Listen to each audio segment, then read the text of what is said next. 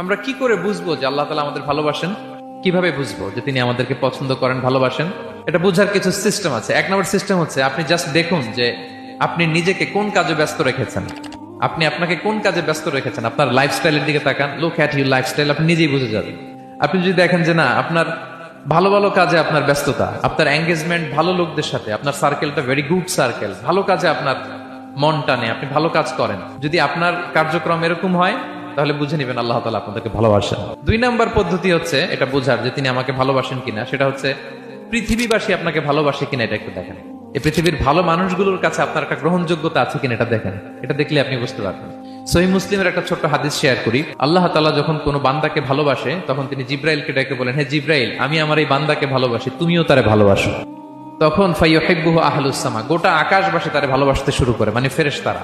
তখন পৃথিবীতে তার গ্রহণযোগ্যতা